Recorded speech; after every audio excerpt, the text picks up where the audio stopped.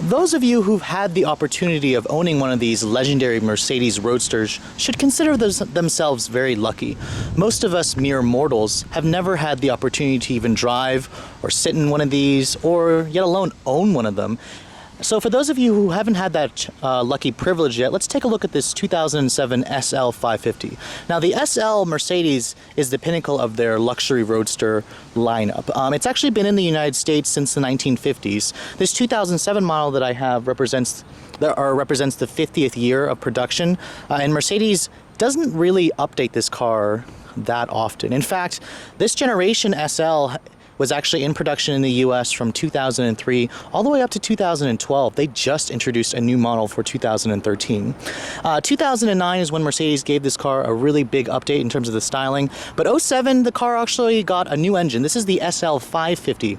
Before, from 03 to 06, you had the SL500. This one's got a slightly bigger V8. 2004 also marked the first year that Mercedes introduced a 7-speed automatic. It was the segment first 7-speed automatic. And the SL is available in multiple models. This is the SL550. In 07, you could also choose from the SL600, which was a 5.5-liter twin-turbo V12, the SL55 AMG, which was a 5.4-liter supercharged V8, and then the crazy maniac-style SL65 AMG, which was a twin-turbo 6-liter V12. You can see this is the 550. It's more of the baser model. Base is a relative term here because this car cost about $100,000 brand new. It goes up to almost 200 grand for the SL65. In terms of the styling, I really like the design of this car. It's just a very classic, elegant, classy style. And then the newer model is even nicer looking to my eyes. There are several features that you'll notice on this SL. At the front, it's got a very, I want to say, CLK class front end. It doesn't look as mean as the new model. Those 18-inch wheels, they come standard on this SL550. You have very nice aluminum trim here splashed throughout the vehicle. The silver satin finish stuff. This black model that I have is a really nice combination with the aluminum trim contrasting it. Of course, this car has a power retractable hardtop. It actually came to this generation in 2003 when this model came out. The new one today still has that magic folding top, which takes about, I want to say, 15 seconds to retract.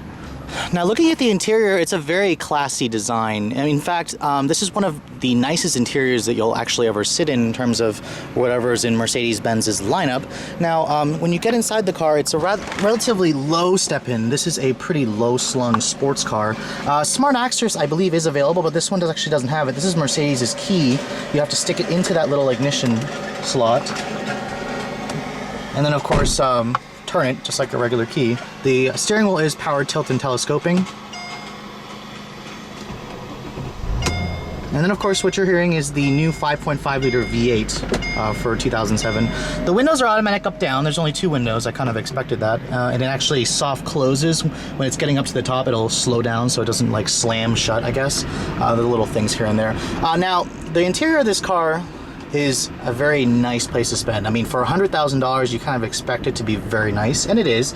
The dashboard is covered in leather stitching. It's all soft touch. It actually feels just as soft as the frickin' leather on the seats. There's nice stitching throughout. It even extends all the way down here. The glove compartment is actually pretty decent size, and it's actually one level. It's lined with felt. It's a nicely damped door. The stitching extends all the way over to here. On the steering wheel, you have leather stitching. You also have wood grain accents. It's a very classy, understated, upscale design. When you look at the door panels, they are also leather stitched with wood grain accents, aluminum trim, all leather stitched. You have a nice little storage solution right here. It's also lined in felt as well. I'm not really a fan of this opening and closing door, as I do notice that it's a little bit creaky, especially when you put your elbows there. Mercedes does give you a lot of upscale features. You got rain sensing wipers, you have headlight washers, you have a power tilt and telescoping steering wheel, heated seats, 12-way power adjustable seats with memory. The freaking headrest is actually power adjustable. If you just use that, it makes it go up and down. In terms of the center stack here, this is Mercedes' old command interface, and when it was out, it didn't really get a lot of good reception for its usability. It's actually very complicated to use. The nav screen here is hopelessly dated, which is kind of expected. This is a 2007 that dates back to 2003. It is DVD based, I believe, and the graphics were, I want to say they were okay back then. Today, you're kind of looking at it and just like, wow, nav systems today have just gotten so much better. This is about a 7-inch screen. It's not even a touch screen. It should be a touch screen, but all the buttons here, they're corresponding to these hard buttons here, these little parts there to access stuff. It's kind of stupid. This is close enough to be a touch screen, but the Germans don't like touch screens. I particularly think that this would have been better as that. You have cup holders that come out like this, which are really small. This is back when German cars really didn't care too much about the cup holders. You have a dual zone automatic climate control. You have the 7-speed automatic transmission with a sport mode. There's also a manual shift mode here. There's no paddle shifters on the wheel, but you do have your choice between a comfort and a sport mode. And then of course, because this is their pinnacle of the Mercedes-Benz Roadster lineup, you have adjustable suspension. You have adjustable air suspension here, which will actually raise and lower the vehicle. And then this is the active body control sport suspension tuning. The ABC stands for active body control. Kind of a cool acronym. This little mechanism here controls the top. I'll show you guys what that looks like in a second. And then of course your power mirror controls are over here. The center console is surprisingly a good size. It's lined with felt. There's no power outlet in there, which is surprising. And then of course your cigarette lighter and ashtray is right there, which I hope looks like this one was never used. Overall, the interior of this car, it's kind of expected that it's very nice, and it is very nice.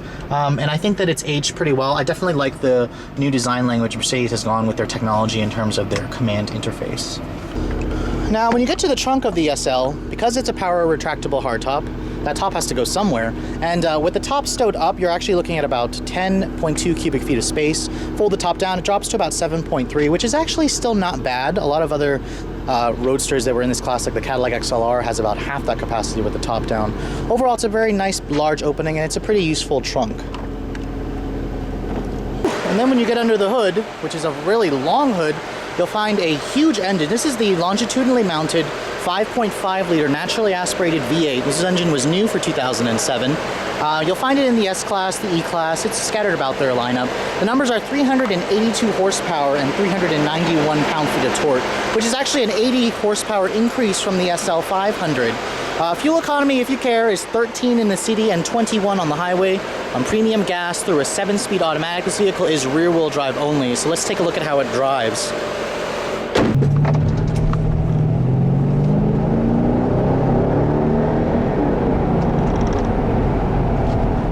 So trying to put the driving characteristics of this car into words is definitely tough. The one phrase that I would say how it feels behind the road or behind the wheel is solidity. This car feels insanely big and heavy.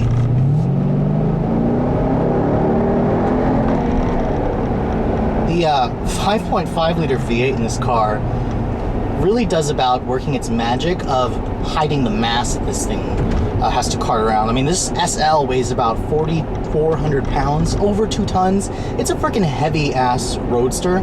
It weighs about the same as some family crossovers, like a Pilot weighs about 4,500 pounds, but this 382 horse V8 really does a good job at moving about this vehicle. 0 to 60 times are about 5.5 seconds is what Mercedes said back then, and it definitely feels like it. The 7-speed automatic is also incredibly well, or does incredibly good job of matching the gears to your throttle inputs. This car is just really comfortable. For a luxury roadster, it also has an incredibly comfortable ride. This is a Grand Tourer car. It's not an all-out sports car, and you're gonna feel it when you go around the curves. This thing feels like it has a lot of body lean. The brakes have a squishy feel to it. The steering is definitely on the light side, and it doesn't offer much feedback, but this car is supposed to be designed to take you on long highway cruises with the top down in comfort and style, and that's definitely what Mercedes has nailed with the SL. Now, the ABC suspension does have a sport mode, so if I engage sport mode here, let's see if there's a difference between the ride quality. Whew. I immediately noticed that the transmission responds much sharper. It almost puts it, the ABC sport button puts it in kind of a sharper mode, more so than the C and S button here that changes it between comfort and sport. And immediately I'm noticing the suspension is a little bit stiffer. It's still on the soft side, it's not gonna beat you up, but it's actually not bad. It doesn't feel as floaty as before. Ooh, the sound of that V8, it just reminds me of American muscle. Mercedes is really good at being the German brand that makes their engines sound like American V8s with huge displacement and lots of torque everywhere. Something that BMW and Audi, they kind of take their own way. Their engines are more free revving. They're more high-techy sounding, while this car just gives you lots of displacement and lots of torque. The visibility in here is not what I'd say the best. I mean, it's a very wide and long vehicle. You got this really long hood that you have to get used to. The back end, you can't see anything out of that small-ass frickin' rear window. And there's no blind spot information on this vehicle. You have relatively small mirrors, a rather thick pillar. But I imagine when you put the top down, which I would love to do, but it's about 98 degrees out here, your visibility concerns are going to go away in terms of blind spots, seeing out the side, seeing out the back, stuff like that. This car is just a fantastic car. I can see exactly why Mercedes charges 100 grand for one just to get in. The brakes do have a squishy feel, and I believe, if I remember correctly, this car has brake-by-wire technology. It's one of the first cars to incorporate electronic braking, and you do have to get used to the way they feel.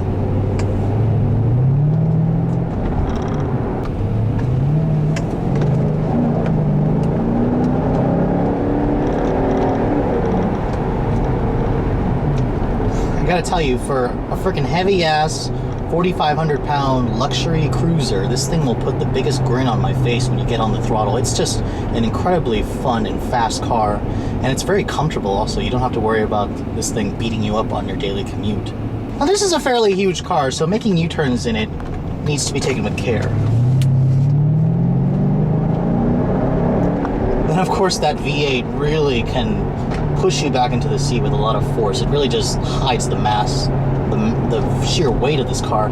But anyways, that brings me to the conclusion of this review. If you guys are in the market for one of these rare and exotic cars, you're definitely one of the few people who can afford it. Brand new, these are about 100 grand, as I said, depending on the model. Some of them go up to 200 grand. But if you're looking for a used one, they are within the reach of most people.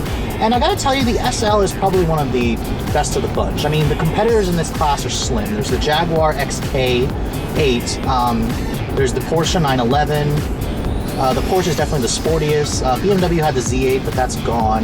There's an Aston Martin, and then that Maserati that I showed you guys is technically somewhat of a competitor. It is a little bit more expensive, but it also is a little bit more exotic. But anyways, I definitely think the SL offers a nice blend of luxury, of classiness, of ride comfort, of quietness, and of performance. Although those of you looking for an all-out, sports car that's a luxury roadster, you may want to go with the 911. But thanks so much for watching, guys. I'll catch you all later.